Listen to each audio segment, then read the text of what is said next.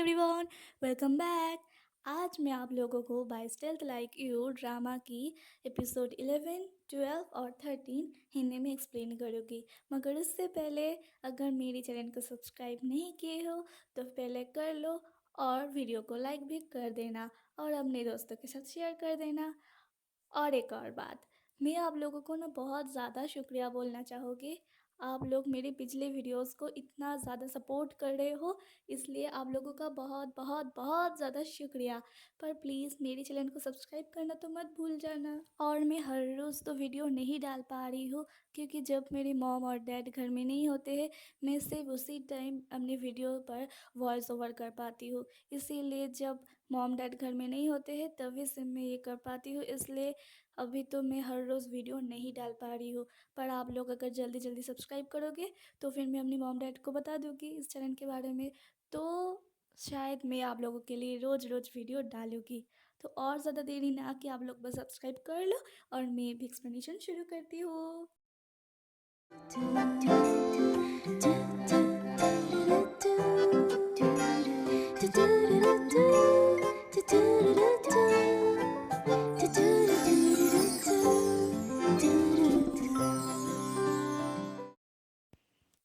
Episode 10 की आखिर में हमने जैसा देखा था कि यान यान जंगमूशी को कहता है कि कल ही मैं गाओजिया नान को अपनी फीलिंग्स के बारे में कन्फेस कर दूँगी।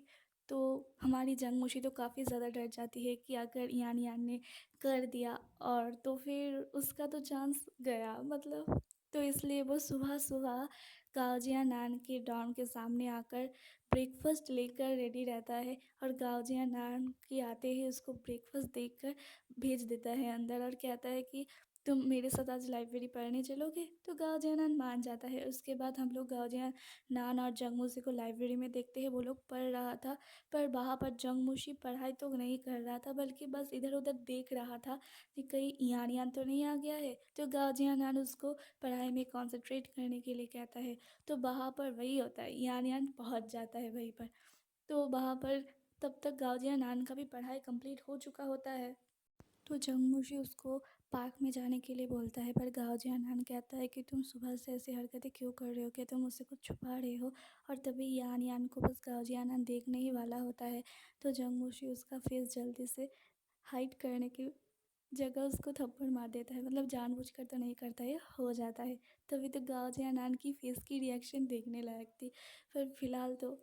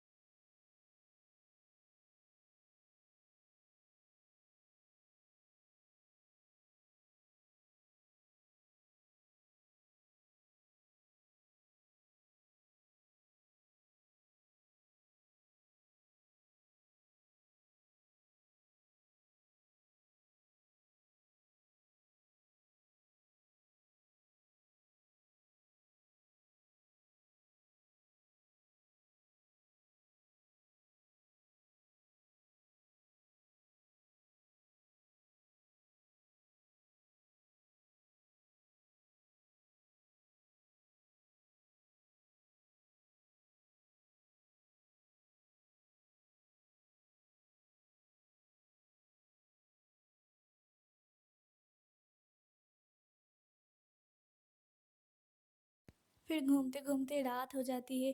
और रात को जब गाओजिया नान जंगमूशी को उसकी ड्रॉम तक छोड़ने आती है तभी यान यान आ जाती है। आखिरकार पूरा दिन का इतना ज़्यादा स्ट्रगल जंगमूशी का बेकार चला गया शायद।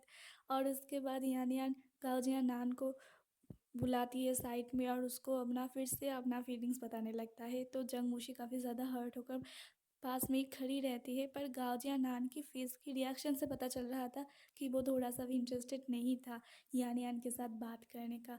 और तभी वो दोनों देखते हैं कि जंगमूशी उन दोनों की बात दूर से सुन रहा होता है। तो जंगमूशी जब देखता है कि वो दोनों उसको देख चुके हैं, तो वो जल्दी से जाने का एक्टिंग करता है और वहाँ से मतलब कि उसका पैर में चोट मोच आ जाता है और वो गिर जाता है। तो यान यान को वहाँ पर अकेला छोड़ कर ही गाओ आनंद दौड़ कर चला आता है जंगमुशी के पास, और उसके बाद उसको लेकर वो डॉक्टर के पास चला जाता है। अरे मतलब बस एक मोच ही तो आई है, डॉक्टर के पास जाने का क्या ज़रूरत है इसमें, कोई नहीं। और उसके बाद तो जंगमुशी कहता है कि अब तो बहुत ज़्यादा देर हो चुकी है, अगर इतना देर से मतलब इतनी देर से मैं अगर लौटूंगी तो फिर मुझे पनिशमेंट मिलेगा। तो यान यान मतलब सॉरी गाओजिया नान उसको तो उसकी होटल पर लेकर जाती है। वो कहती है मैं एक होटल की इंतज़ाम कर देती हूँ, और उसको एक होटल पर लेकर जाती है। और इसी के साथ एपिसोड 11 यहीं पर ख़त्म हो जाती है। उसके बाद एपिसोड 12 की शुरुआत में हम देख पाते हैं कि गाओ जिया नान के बारे में जंगमुशी होटल में क्या क्या हो सकता है इन दोनों के बीच, इसके बारे में बहुत कुछ सोचता है। पर आखिरकार उन दोनों के साथ ऐसा कुछ भी नहीं होता है, क्योंकि गाओ जिया नान जंगमुशी को होटल पर छोड़कर ही कहता है कि मैं अब अपने रूम पे चला जाता हूँ। तो उसको अकेला छोड़कर ही वहाँ चला जाता है। और अगले दिन भी वैसे गाओ जिया नान जंगमुशी को उसकी क्लासरूम तक हाथ पकड़ कर लेकर जाता है। तो तभी जाओ जिन आकर जंगमुशी की पैर देखता है, और जंगमुशी के जाने के बाद ही वो गाओजिया नान को कहता है तो फिर तुम्हें तो एक बहुत ही अच्छी अपॉर्चुनिटी मिल गई है उसका टेक केयर करने का। और कहता है कि कौन सी लड़की नहीं चाहती है कि उसका बॉयफ्रेंड उसका टेक केयर करे। तो हमारी गाओजिया नान भी इसके बारे में सोचता है, और उसके बाद वो सच में इतना ज़्यादा टेक केयर करने लग जाता है। आप स्टेयर में उठने के टाइम वो जंगमुशी को अपनी गोदी में उठाकर लेकर जा रहा है, और जा रही थी और कह रही थी अब से मैं तुम्हें जब तक तुम्हारी पैर नहीं ठीक होती है तब तक मैं ही तुमको लेकर जाऊँगी। और उसके बाद वो खाना भी लेकर आती है जंगमुशी के लिए। और तो और लाइब्रेरी में जाकर अपने हिस्से का होमवर्क के साथ साथ जंगमुशी का भी होमवर्क करता है। जंगमुशी कहता है मेरी पैर में चोट आई है, हाथ में नहीं, मैं अपना होमवर्क तो कर ही सकती हूँ। पर गाओजी आनंद कहता है कोई बात नहीं, मैं तुम्हारे लिए कर दूँगी। और ऐसे ही होमवर्क करते करते रात हो जाती है, जंगमुशी सो जाती है, तो दोनों जाकर खाना खाते हैं होटल से। और फिर रात को जंगमुशी के पास गाओजी आनंद की मैसेज आती है कि कल तुम क्या एक साथ घूमने चलोगे, इस बात की। तो जंगमुशी भी इसके बारे में सोचती है कि गाओजिया नान ने तो कभी भी आज से पहले इस तरीके की मैसेज नहीं किया। और इसी के साथ एपिसोड 12 ख़त्म हो जाती है। फिर एपिसोड 13 की शुरुआत में हम देख पाते हैं कि गाओजिया नान और जंगमुशी एक साथ शॉपिंग के लिए जाते हैं एक साथ, और बस में से जाती है, और वहाँ पर हम लोग गाओजिया नान को जेलस होते हुए भी देख पाते हैं। फिर कुछ देर बाद गाओजी आनंद जंगमुशी के कंधों पर ही सो जाता है। तो जंगमुशी सोचता है कि काश वक्त यहीं पर रुक जाए। और उसके बाद ये दोनों शॉपिंग में एक जैसे मतलब कपल्स के जैसे कपड़े खरीदते हैं। फिर जंगमुशी कॉटन कैंडी खाने जाती है, तो वहाँ पर गाओजी आनंद उसके साथ थोड़ा बहुत फ्लर्ट भी करता है, कुछ ऐसे।